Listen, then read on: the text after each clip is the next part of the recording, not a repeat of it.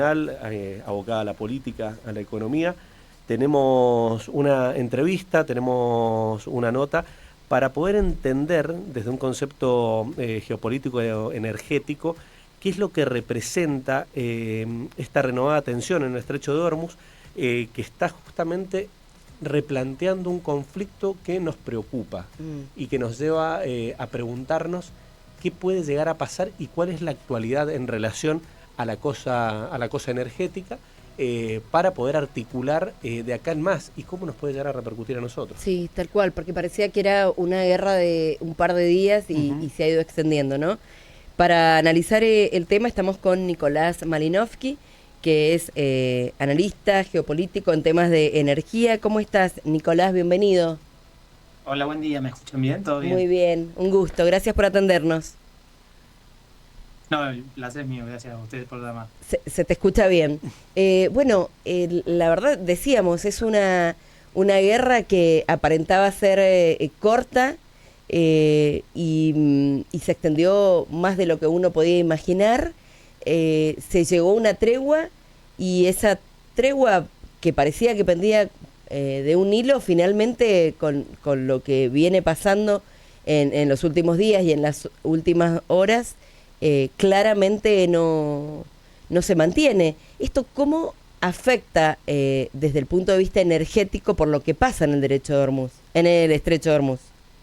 Bueno, sí, como bien vos decías, estamos hablando del conflicto que se inició, digamos, el 28 de febrero en la guerra, digamos, que inició Estados Unidos con Israel contra el país de Irán. Eso provocó, digamos, la respuesta de Irán de bloquear el estrecho de Hormuz. El estrecho de Hormuz es uno de los principales puntos estratégicos de la circulación de petróleo, digamos, a nivel mundial. Por ahí circula el 20% del petróleo que se produce y también el 20% del gas natural licuado que se exporta, digamos, en el mundo. Eso ha provocado una escalada de conflicto que lleva ya 5 meses de desarrollo, casi, o sea, a fin de mes vamos a cumplir 5 meses con este alto al fuego que tuvimos, pero esta semana ya el presidente Donald Trump ayer dijo que se cancelaba, digamos, el alto al fuego, producto de que Irán bombardeó algunos buques esta semana, como respuesta también a que no se habían cesado el fuego en el Líbano por parte de Israel y los Estados Unidos, con lo cual hay una falta de cumplimiento de ambos Claro. lados, digamos, por parte del conflicto. Y esto particularmente, bueno, viene perjudicando o modificando, digamos, las relaciones en torno al mercado energético, sobre todo porque, bueno, primero hubo una crisis, digamos, de oferta de crudo. O sea, pensemos que de un día, en pocos días se canceló o se dejó de abastecer el 20% de ese flujo de petróleo y gas que teníamos en el mundo, y eso complejizó, digamos, toda la dinámica petrolera en el mundo y provocó principalmente una escalada de precios. O sea, previo al conflicto estábamos en un precio alrededor de $70 el barril. Posterior al conflicto llegamos, o durante el conflicto llegamos a un pico de $120 el barril, y ahora estamos alrededor de $75, que hay que ver cómo responde el mercado el día lunes, porque bueno, siempre cuando esto sucede, estos anuncios el fin de semana, seguramente vamos a ver una alza de los precios, o podríamos verlo ya oscilar arriba de los $80 nuevamente, particularmente. Sí, te escucho. Perdón. Nicolás, te llevo por ahí del marco interno al externo.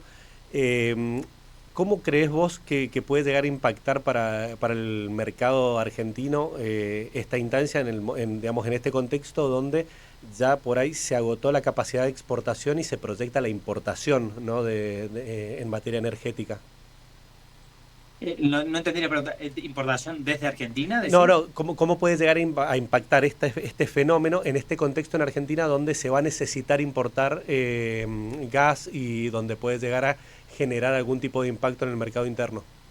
No, bueno, eso justamente ya lo venimos viendo en la Argentina. Ujú. Tenemos, eh, bueno, para el que no conoce, tenemos Vaca Muerta, que es uno de los principales yacimientos de no convencionales en el mundo. O sea, es la segunda reserva de gas natural no convencional en el mundo y la cuarta en petróleo. Eso viene en una aumentada de producción. O sea, estamos con producción récord en petróleo y gas. El problema que tiene la Argentina actualmente es la falta de infraestructura para evacuar ese gas El y traslado. inyectarlo en el mercado Mm. interno, ¿no? O sea, recordemos que la última gran infraestructura fue el gasoducto Presidente Néstor Kirchner, hoy Perito Moreno, y fue inaugurado en el año 2023, y no se hicieron las obras complementarias alrededor de eso para evitar, digamos, esta importación que decías vos recién. Y Argentina hoy todavía necesita importar gas por barco, que es el GNL, y eso claramente el conflicto internacional provoca una escalada de precios. O sea, previo al conflicto estaba ese precio del barril, del gas natural licuado, estaba $10 el millón de BTU, actualmente está entre 20 y $25, y si esto no se recupera, si esto se sigue escalando a nivel internacional, puede llegar a perjudicarse. Recordemos que en el 2022, con el conflicto de Rusia y Ucrania, que también está teniendo actualmente nuevas implicancias porque Ucrania bombardeó las refinerías rusas. Rusia canceló esta semana, el día miércoles, si no me equivoco, canceló la exportación de diésel, con lo cual el diésel también va a ser una problemática a nivel internacional, y sobre todo porque Rusia y China han cancelado la exportación, digamos, de ese producto. Pero volviendo al gas, en ese año, en el 2022, tuvimos precios de $45, $50, que en Argentina fue una tormenta perfecta porque tuvimos sequía, la importación de gas con precios muy altos, y todavía no estaba el gasoducto presidente Néstor Kirchner. Hoy eso está un poco mitigado. Sí, digamos, la problemática que está teniendo esta faltante de gas en la Argentina es que el gobierno dice, bueno, si nosotros importamos gas, que ese diferencial lo paguen las industrias. Y en este contexto de recesión económica y que las industrias están cerrando y demás, podría ser una catástrofe para el entramado productivo nacional, donde tengan que, porque la diferencia que tiene el precio del gas de vaca muerta con el importado, o sea, el gas de vaca muerta está $4.50 el millón de BTU, y el importado está entre 20 y $25, depende del barco, y esa diferencia puede perjudicar, sí, la producción en la Argentina. Bien. Y con respecto al petróleo, bueno, la producción de Argentina, y esto que mencionamos, la obra Néstor Kirchner, ha servido para que, bueno, nos coloque en una buena posición. En un principio de la guerra era una oportunidad para Argentina, más allá, bueno, de todo lo que es una guerra, lo que implica, ¿no? Estamos hablando solamente de cuestión energética. Hoy lo sigue siendo. ¿Qué puede pasar con el petróleo de Argentina en este contexto? No, o sea, en términos de commodities puede ser un beneficio, digamos, en términos de corto plazo, de ingresos, de aumento de divisas, pero también pensemos que una guerra, sobre todo esta crisis energética, es la mayor crisis, digamos, de los últimos años, y los efectos van a ser perjudiciales. O sea, esto lo dice la Agencia Internacional de Energía, que los efectos que va a provocar y que está provocando este conflicto son peores que los sumados de los shocks petroleros del 73, 79 y la guerra de Rusia y Ucrania en 2022. ¿Y eso por qué? Porque esto está provocando una escalada inflacionaria a nivel global, que eso también perjudica también a la Argentina. Entonces, por un lado tenemos precios de exportación muy elevados, pero por otro lado también encarecimiento de todo, porque derrama en todo, claro, claramente. Exactamente, tenemos una inflación global que encima en Argentina se abrieron todas las importaciones sin discriminación, y estamos importando inflación, con lo cual eso también perjudica en la dinámica diaria de la economía. Y particularmente el tema de la exportación de petróleo sí genera mayor ingreso de divisas, pero después también hay que ver ese ingreso de divisas cómo se distribuye en el país, porque tenemos asimetrías. Claramente estamos con alzas de petróleo, alza de gas, falta de gas en la industria y demás, con lo cual ahí también hay que ver qué política utiliza el gobierno nacional, que por el momento tampoco hizo, o en los momentos más críticos, digamos, no hizo medidas para desacoplar los precios internos con los precios externos. Recordemos que el precio de los combustibles desde que asumió este gobierno aumentó arriba de un 500%, digamos, estamos hablando de naftas y gasoil, con lo cual esto también hay que ver. Por ejemplo, Brasil tomó medidas contracíclicas poniendo un impuesto a la exportación para que eso no se traslade a un mercado interno, y eso, bueno, son medidas que no estamos viendo por parte del gobierno nacional, y sí todo apuntado a la exportación para maximización de beneficios de ciertos grupos concentrados, ¿no? Claro. Nicolás, te llevo un poquitito al marco externo. Hacías referencia al rol de China, y en estos números justamente que nos compartías en relación a lo que implica o impacta el estrecho de Hormuz en cuanto a la producción de gas y petróleo a nivel global, ese número es mucho más quirúrgico o podríamos decir, o importante para China. ¿Vos crees que China puede llegar a tener algún tipo de respuesta o de intervención en relación a a cómo le pueda llegar a impactar en su abastecimiento en este conflicto? Bueno, sí, o sea, claramente China está jugando ahí, o sea, porque cuando hablamos de Irán, el 80-90% del petróleo iraní iba hacia China, Ujú. ¿no? O sea, es uno de los principales compradores, y China es el principal, digamos, comprador de petróleo en el mundo. Hay que ver, o sea, recordemos que hubo una cumbre con Xi Jinping y Trump, después estuvo Putin en China también, o sea, es un conflicto totalmente en desarrollo que es muy difícil ver cómo se va a terminar resolviendo.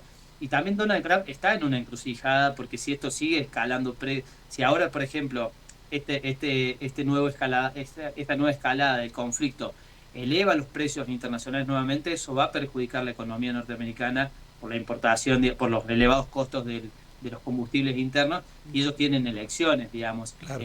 a fin de año, en noviembre, entonces hay que ver también qué respuesta toma Donald Trump, pero particularmente China, digamos, está tomando una política, por lo menos, de, eh, de intentar mantener sus reservas petroleras. Hay que ver si siguen asociándose, digamos, a Irán para seguir abasteciendo de ese petróleo, porque también China compraba, por ejemplo, en la región el petróleo venezolano, Ujú. y eso después de que Donald Trump, digamos, secuestró al presidente Nicolás Maduro el 3 de enero, se cancelaron esas ventas, y si no, lo que dice Donald Trump, si lo quieren comprar, cómprenlo al precio que dice Estados Unidos, ¿no? Entonces también ahí como ellos empiezan a mediar, digamos, porque particularmente también Donald Trump lanzó, digamos, el año pasado el documento de Estrategia de Seguridad Nacional, que quiere tener dominio hegemónico del sector energético en todo Occidente, ¿no? Entonces Estados Unidos controla la energía, o intenta controlar la energía de todo el continente americano,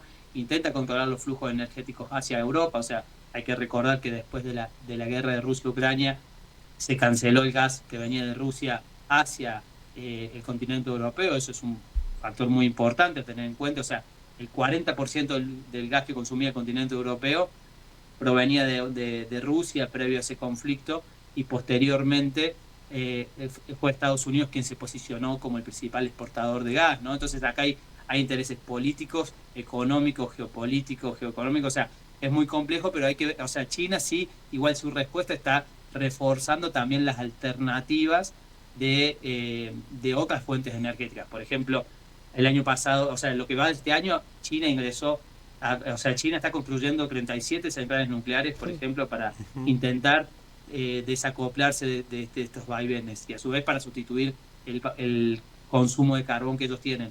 Pero si lo vemos en este año, o sea, China el año pasado tenía 30 centrales en construcción y ya aumentó a 37, con lo cual ingresaron 7 centrales nuevas, y seguramente vamos a ver aceleraciones por parte de China, que tiene una escala, mejor dicho, de producción que es totalmente diferente a lo que puede hacer países como Argentina o el resto del mundo, ¿no? Bueno, primero quiero destacar la capacidad de síntesis que has tenido por ahí para hacer todo este abordaje en relación a cómo una cosa conlleva a la otra, ¿no? Y a lo que representa este universo en materia energética, que es lo que es lo que traslada la discusión geopolítica.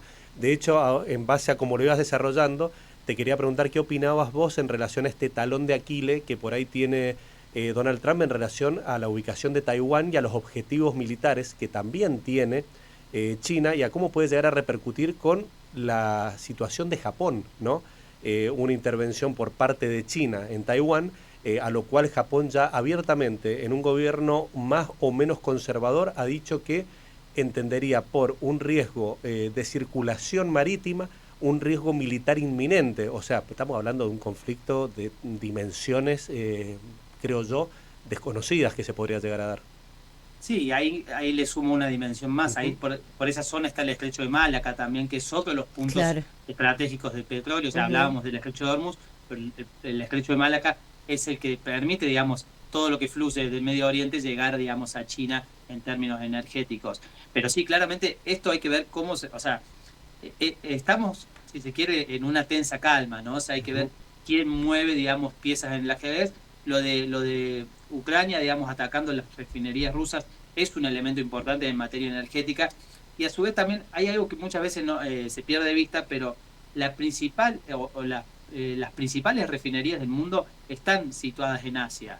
Entonces, que se corte el flujo petrolero, digamos, desde Medio Oriente hacia Asia, o sea, porque el petróleo es materia prima que después se refina en Asia y Asia provee a la mayoría de los mercados internacionales, con lo cual, cuando hablamos de Asia, estamos hablando de China y algunos otros países particulares, pero eso claramente va a perjudicar toda la economía la falta de gasoil, no solo eso, digamos, también la falta de fertilizantes y demás, porque el conflicto, digamos, de Medio Oriente no solo se resuelve tampoco con la apertura del estrecho de Hormuz, porque no solo, digamos, es una cuestión de sacar el petróleo, sino que se destruyó toda la infraestructura. Hay infraestructuras que están muy dañadas, o sea, por ejemplo, Qatar, que es una de las es el segundo país exportador de gas a nivel mundial, el primero es Estados Unidos, ahí, digamos, se bombardearon todas las instalaciones gasíferas de Qatar, que van a tardar entre 2 y 5 años en reconstruirlas. Entonces, hay que ver cómo Donald Trump empieza a intentar salir de esto para llegar a unas elecciones lo más tranquilo posible en materia internacional. Pero ¿qué puede suceder con una escalada en Taiwán? Bueno, hay que ver, digamos, es un conflicto de larga data, ¿no? O sea, y también hay que ver qué sucede también en esa repartición de mundo, si se quiere, si lo planteamos en esos términos, como una nueva guerra fría, si se quiere, entre Estados Unidos y China en este caso, porque Estados Unidos, en su documento de estrategia de seguridad nacional, que yo los invito a leerlo, que se publicó en noviembre, ahí plantea que él quiere tener dominio sobre Occidente, y lo podemos ver en lo que está sucediendo en el injerencismo en la Argentina, en el injerencismo en las elecciones en América Latina, cómo intenta, digamos, ahora desestabilizar Brasil, que es el próximo país que tiene elecciones. ¿Y por qué Brasil particularmente? Cuando vemos la competencia tecnológica entre China y Estados Unidos con el desarrollo de la inteligencia artificial, algo que es muy nombrado en la Argentina y demás, necesita minerales críticos, necesita tierras raras.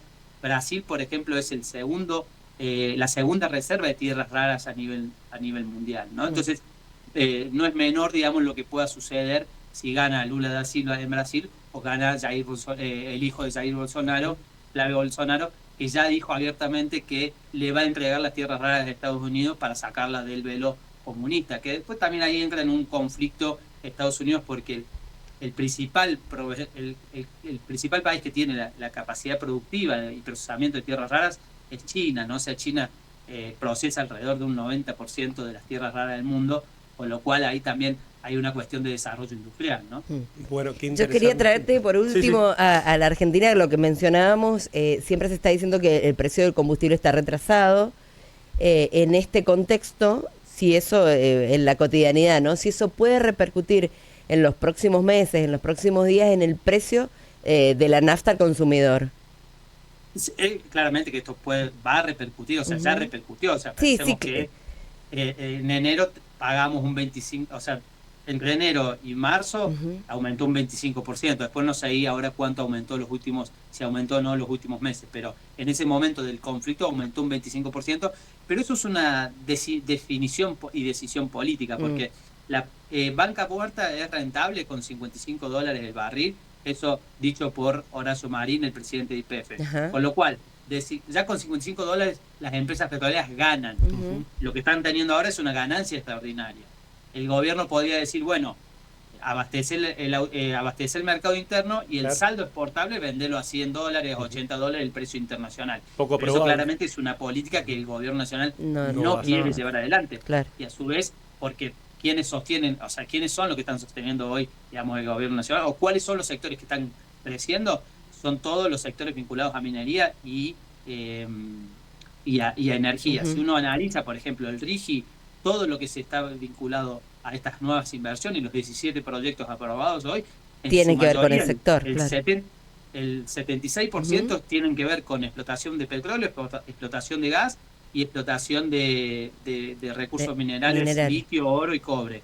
Y particularmente el principal proyecto que mayor inversión tiene es el de GNL, que se anunció, $15.000 millones, pero fijémonos lo que sucede con ese tipo de proyectos, que es el que menos trabajo genera en relación a monto de inversión, ¿no? Entonces también ahí vemos que se configura una matriz netamente exportadora, porque el caso del GNL, uno dice Argentina va a ser exportador de gas al mundo, y sobre todo en este contexto donde Argentina no tiene conflictos bélicos, o es una región entre comillas, libre de conflicto, ¿no? Porque vemos cómo está la injerencia en Islas Malvinas con el Reino Unido, que están ocupadas, que están explotando el petróleo también en esa zona. Vemos cómo también Estados Unidos intenta poner una base en Tierra del Fuego para controlar ahí la conexión de los dos océanos, el Pacífico y el Atlántico. Y particularmente, para no irme del hilo que estaba haciendo, si Argentina exporta GNL de la forma que está planteado el gobierno, o sea, recordemos que vamos a poner barcos en puerto.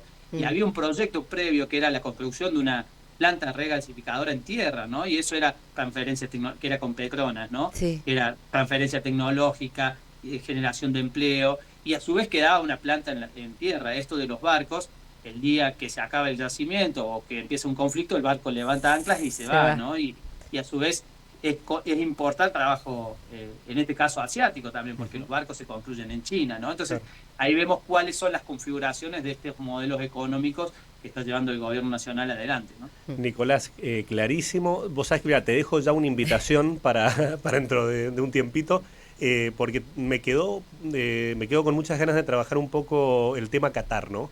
De qué representa a nivel global, porque la realidad es que geopolíticamente para todos es bueno y es malo, para todos es mediador y para todos cumple un rol fundamental, en el sentido de que Arabia Saudita siempre lo ha visto como un riesgo y un actor de poca confianza para ellos, en el sentido de que es un actor que juega con Occidente, pero que a la vez está muy vinculado con sectores pro-iraníes y pro-Estados Unidos, ¿no?